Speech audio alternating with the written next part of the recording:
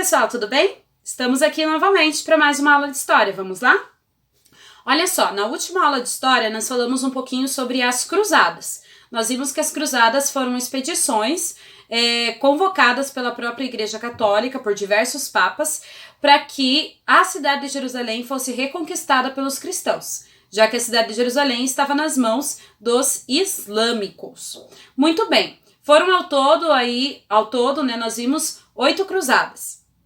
E no caso, essas expedições, elas vão trazer algumas consequências também para a Europa. Nós podemos listar algumas dessas consequências. Primeiro, você vai ter um alívio da pressão demográfica. Lembre-se que no início do século XI, com as melhorias das práticas higiênicas, com a melhoria das técnicas agrícolas e com a diminuição de conflitos, nós tivemos um grande aumento demográfico, um grande aumento populacional.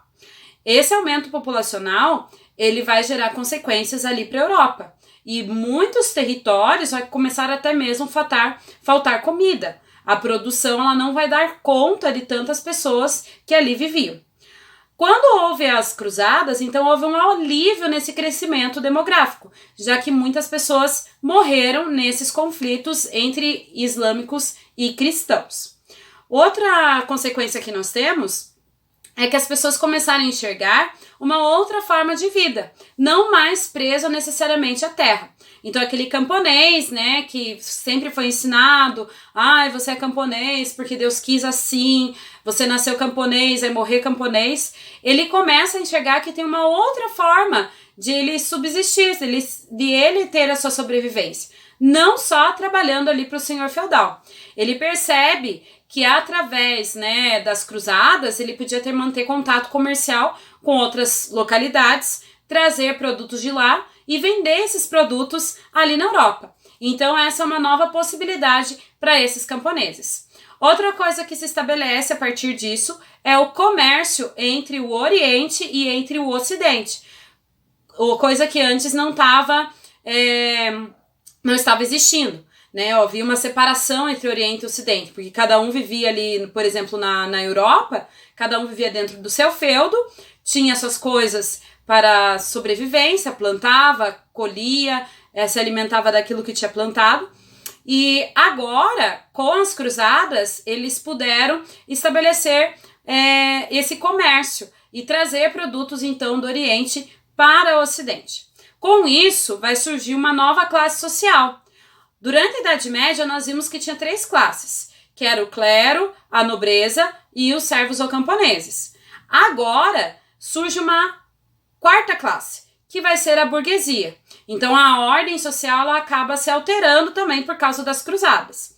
A burguesia vão ser os comerciantes, essas pessoas que muitas vezes eram camponeses, saíram do campo e foram, justamente para o Oriente em busca de uma nova oportunidade. Então aí nós temos os comerciantes que vão ser chamados também de burgueses, os responsáveis por essa questão de trazer os produtos do Oriente para o Ocidente. Outra coisa interessante que acontece a partir das cruzadas é a navegação do Mar Mediterrâneo. A navegação do Mar Mediterrâneo, ela acontecia durante a Idade Média, mas muito pouco, era mínimo, o tráfego de barcos pelo Mar Mediterrâneo. Com a questão do comércio, o tráfego de barcos pelo Mar Mediterrâneo, ele vai aumentar grandemente, possibilitando, então, uma maior circulação de pessoas e de produtos também. A partir dessa valorização do comércio, começam também a existir as feiras medievais. As feiras medievais elas vão se instalar principalmente próximos aos feudos ou nas encruzilhadas das estradas. E essas feiras medievais, posteriormente, elas vão ganhar no nome de burgos. E é daí que vem o nome da nova classe social envolvida com o comércio, que é a burguesia. Então, essas feiras medievais, ou chamados burgos, eram encontros de comerciantes. Eram feiras, realmente, onde as pessoas poderiam comprar os seus produtos. A partir desse ponto que começa, o comércio, se fez a necessária utilização de moedas. Então, as moedas elas vão ser cunhadas pelos próprios reinos, ali pelos territórios, e aí você vai ter esse comércio através de moedas, tá? Só que tinha um problema. Os comerciantes, para irem de um lugar para o outro, eles muitas vezes tinham que trocar as moedas. Porque num lugar usava um tipo de moeda, no outro usava outro tipo. Por isso surgiu um novo trabalho também, que são chamados os cambistas. Você já deve ter ouvido falar ou já foi numa casa de câmbio, onde você faz a troca de dinheiro. No caso, os cambistas, eles faziam isso também na época. Então, eles trocavam o dinheiro para os comerciantes ou para as pessoas que quisessem. Só que tinha um problema. As pessoas, quando trocavam dinheiro, elas tinham que viajar de uma cidade para outra, de uma região para outra. E muitas vezes elas sofriam com ataques de ladrões no meio dessas estradas. Por isso foi inventado a chamada letra de câmbio, que é como se fosse um cheque. Era um documento, né, ali validado pelo cambista. Então a pessoa ela simplesmente fazia um depósito do dinheiro com um cambista e o cambista dava essa letra de câmbio, um papel ali dizendo quanto que ela tinha depositado. Ela saía com esse papel, viajava, né, assinado pelo cambista, assinado por ela, e ela viajava para outra região.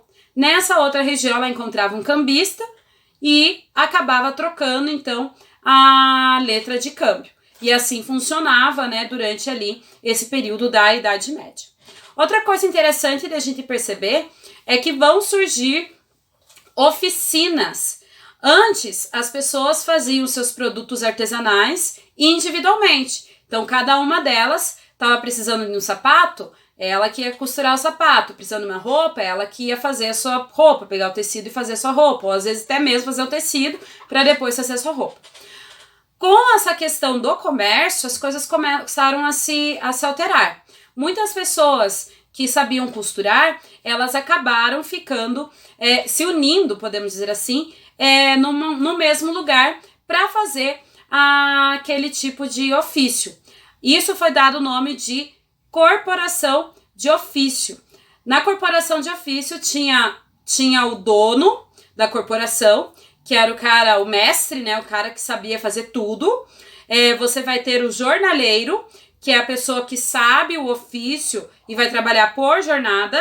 Ela vai estar recebendo pela jornada de trabalho dela. E ainda você vai ter aí o aprendiz. O aprendiz, ele era, como o nome já diz, um aprendiz. Ele estava aprendendo a profissão ali desenvolvida nessa corporação de ofício. Então, esses três estavam envolvidos. Mas poderia ter, por exemplo, um mestre, mas poderia ter 2 jornaleiros, poderia ter 3 jornaleiros, dependendo da demanda do trabalho. Poderia ter 2 aprendizes, 3 aprendizes, como eu falei, dependendo do quanto era para ser produzido ali. Além das corporações de ofício, surgiram também as chamadas ranças. As ranças eram sociedades, associações comerciais entre várias e diversas cidades, no caso. E elas regulamentavam as regras das relações de comércio entre as cidades. Outra coisa que acabou existindo nessa época foi as guildas. As guildas é como se fosse um sindicato, podemos dizer assim, né? Um pré-sindicato, se a gente pode dizer assim. É uma associação de vários profissionais que praticavam ofícios diferentes e que estabeleciam regras também para eles. É interessante perceber que foi através dos burgos que começaram a surgir novas cidades na Europa. Então, os burgos, eles se formavam próximos ali do castelo, ou então em encruzilhadas, mas dentro também no território de um senhor feudal. E a partir dali, para eles não terem que ficar desmontando banquinha, montando banquinha, muitos começaram a construir casas nesses locais onde tinha esses encontros de comerciantes. A partir disso, vários comerciantes construindo casas vão se formar vilas e cidades novas que antes não existiam ali na Europa. A partir desse momento, o senhor feudal começava a cobrar impostos, e pagamentos de quem vivia nessas cidades. E muitas cidades dessas que se originaram de burgos começaram até mesmo a se revoltar contra os senhores feudais. Algumas, né, que conseguiam a sua liberdade através de pagamento não precisavam, né, entrar em conflito com o senhor feudal. Elas faziam um acordo com o senhor feudal e pagavam um valor determinado por ele. E assim a cidade conseguia sua independência do senhor feudal e não precisaria mais pagar imposto para o senhor feudal. Mas tinha algumas cidades, chamadas cidades de comunas, que conseguiam sua liberdade somente lutando mesmo contra o senhor feudal. Então elas invadiam os castelos, atacavam os pastos, incendiavam as lavouras e tudo mais, e ameaçavam o senhor feudal até que ele desse, né, a liberdade para essa cidade. A cidade, então, que conseguia a sua liberdade através de um acordo, elas são chamadas, então, receberam o nome de cidades francas, livres, né? E, no caso, as cidades que conseguiam a sua liberdade através de revoltas, elas eram chamadas aí de cidade de comunas. Essa foi a aula de hoje. Espero que você tenha entendido como se tenha dado o renascimento do comércio no final aí da Idade Média. Na próxima aula nós vamos falar um pouquinho sobre o que mais aconteceu na Baixa Idade Média e como que o feudalismo aí realmente chegou ao seu fim. Até a próxima aula. Tchau, tchau!